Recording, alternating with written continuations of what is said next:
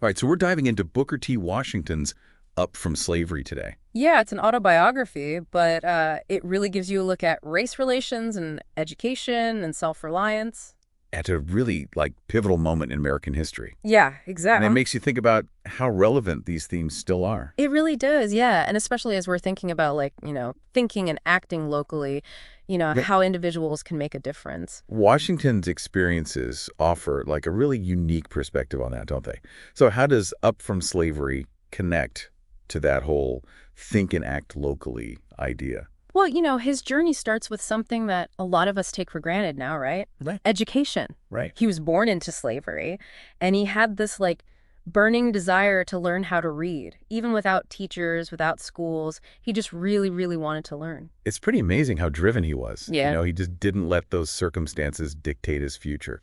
Right. What do you think it was that, gave him that drive? It's hard to say for sure, but you can really feel the urgency in his writing. He Yeah. deeply believed that education was the key to a better life.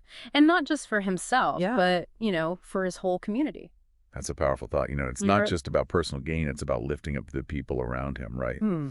And speaking of community, his journey to Hampton Institute kind of speaks volumes about the challenges and the opportunities that he had. Absolutely. He had to overcome so much, like financial struggles, prejudice, even just outright discrimination. Just to even get to the school. Yeah, to get there. It's a stark reminder of the barriers that, Black Americans faced seeking education And still face in many ways. Yeah. and still face, right. Yeah.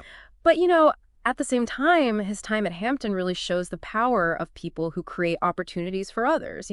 Like Armstrong. Right. Exactly. General Samuel Armstrong, he was the headmaster.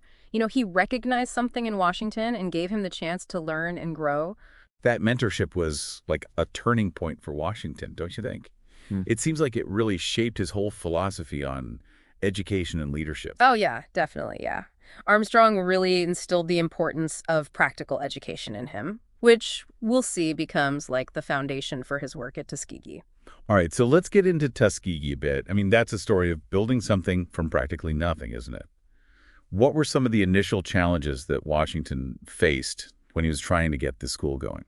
Oh, man, he had almost nothing to work with, like just a rundown building and only a few students. There was a lot of skepticism from the white community and even some pushback from Black parents who weren't so sure about industrial education. So there were different perspectives even within the Black community. Yeah, absolutely. That's really interesting. What were some of those different perspectives? Well, some people felt that industrial education, which focused on practical skills like farming or carpentry, that it was kind of limiting. They thought that it was basically relegating Black people to manual labor instead of, preparing them for higher education, professional careers, that kind of thing.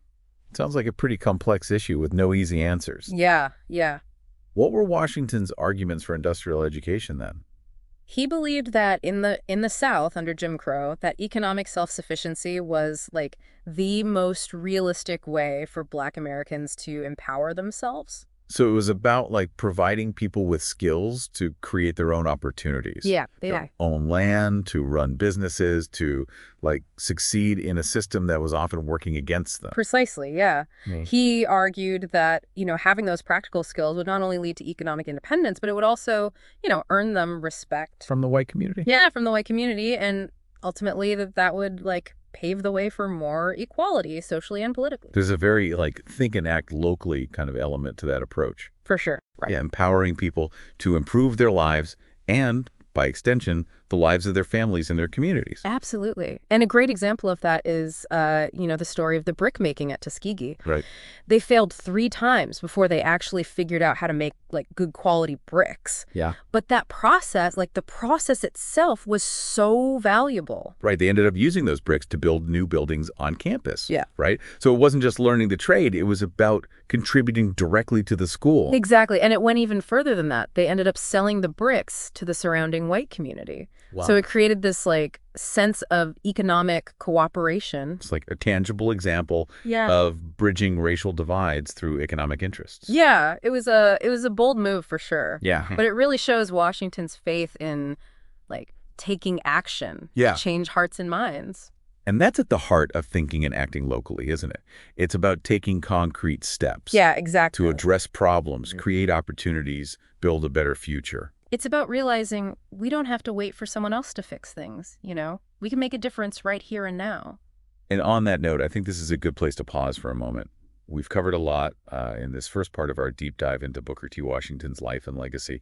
We've looked at his early life, his pursuit of education, and the founding of Tuskegee. Yeah. And we've seen how these experiences connect to this idea of thinking and acting locally, how individual action can really transform communities. Absolutely. And if you're enjoying this conversation and are inspired to support our mission of local action, you can visit us at thinkandactlocally.com/donate. Yeah, the link is in the show notes. We'll be back in a moment to continue our deep dive into Washington's story and explore how his philosophy on race relations continues to resonate today. Welcome back to our deep dive into Up From Slavery. As we get further into Booker T. Washington's story, I'm really interested in his views on race relations. How do those connect to the idea of thinking and acting locally? Yeah, that's a really complicated part of his legacy. His famous Atlanta Exposition address back in 1895 is a great example. He argued for economic cooperation between Black and white Americans, but he also seemed to accept segregation. That sounds kind of contradictory. How do you square those two things? Well, you have to remember what was going on at the time. Washington was living in the South during a period of intense racial prejudice and violence, right? So he was operating in a really dangerous and difficult environment. Do you think he saw his approach as like a necessary compromise? I think a lot of people believe that's exactly what it was. He felt that pushing too hard for social equality at that point could actually backfire, and even be dangerous. He thought that focusing on economic progress was a more practical approach. So he believed that by showing their economic value, Black people could eventually gain the respect of white society and achieve equality. Yeah, that's the idea. Economic independence would lead to more social and political power down the line. It's a fascinating argument, but it does raise some tough questions. Didn't accepting segregation just reinforce the power structures that were already in place? Yeah, and that was a critique that many people, including some Black leaders at the time, had of him. They said he was being too accommodating, that he was basically legitimizing the system that was oppressing Black people. It seems like there wasn't any easy agreement on how to deal with racial injustice, even then. No, not at all. These are really complex issues with no simple solutions. And those debates are still going on today, aren't they? Absolutely, yeah. There's no one-size-fits-all answer to the question of how to achieve racial justice. But what we can take from Washington is the importance of strategy, of adapting to the circumstances, finding ways to empower ourselves and our communities, even when the system's working against us. And that's where think and act locally comes in again, right? There. Recognizing that change often starts at the grassroots level, with individuals taking action. Exactly. Washington's story shows us that you don't have to wait for huge societal shifts to happen to make a difference. You can start by focusing on the things you can control. Right, like your education, your skills, your own business, your community. And that can have a ripple effect, inspiring others to do the same. Right. It builds momentum for bigger changes. Thinking about Washington's emphasis on mentorship, it reminds me of the impact Armstrong had on him. Armstrong saw potential in Washington and gave him opportunities he might not have had otherwise. Yeah. It makes me wonder, how important is mentorship in creating local action and empowerment today? Oh, it's crucial. Mentors provide guidance, support. They inspire people to reach their potential. And it's not always about formal programs. No, not at all. It can be as simple as listening to someone, sharing a skill, helping them find an opportunity. Right. We can all be mentors in our own way. Exactly, by being present, supportive. And by creating a culture of mentorship, we can really empower individuals to become leaders and change makers in their own communities. Right. And speaking of leadership, one of the things that really stands out about Washington is his belief in the dignity of all work.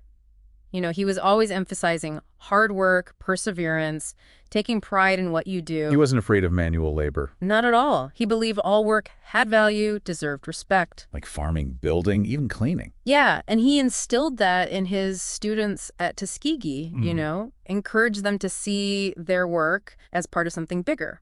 Like that story about him carefully cleaning the room at Hampton. He wasn't just cleaning, he was making a point. Exactly. And that's an idea that's still relevant today. It's not about impressing anyone. It's about striving for excellence in everything you do. No matter how small the task might seem. Right. It's about pushing yourself beyond just being average, you know? It's about that internal commitment to doing your best. Absolutely. And that applies to everything, our jobs, our relationships, our communities.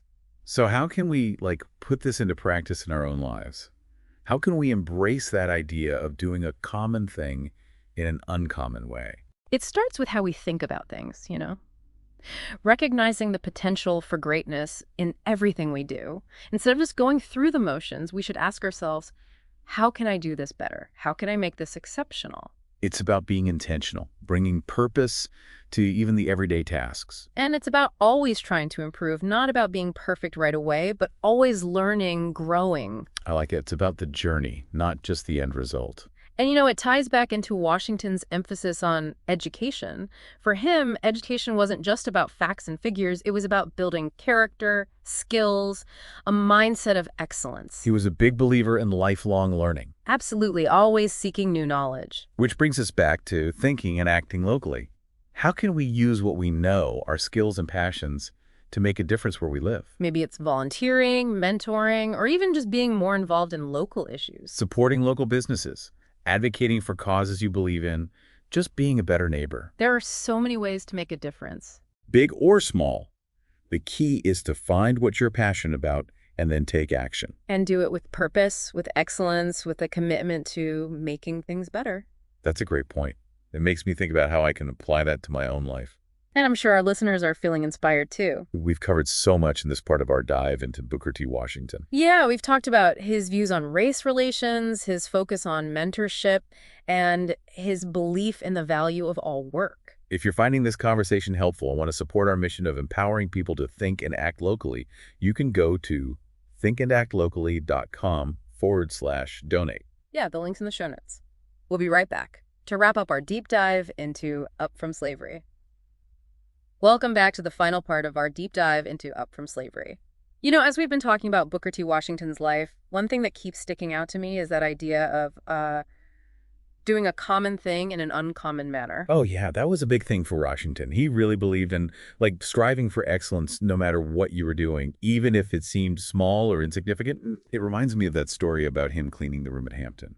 It was more than just cleaning, right? It was like he was making a statement. Exactly. And that idea is still relevant today. It's not about trying to impress people. It's about having that internal drive to do your absolute best. Of going beyond just being average, right? Pushing yourself to be exceptional. Yeah, and that applies to everything in our lives, our work, our relationships, how we contribute to our community. So how can we actually apply that idea in our own lives? Yeah. How do we embrace that common thing, uncommon manner approach?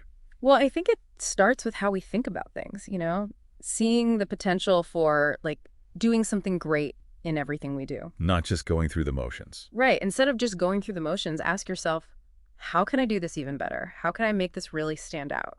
So be more mindful, more intentional, even with everyday stuff. Yeah, and it's about constantly improving. You don't have to be perfect at first, but always be learning, growing, getting better at what you do.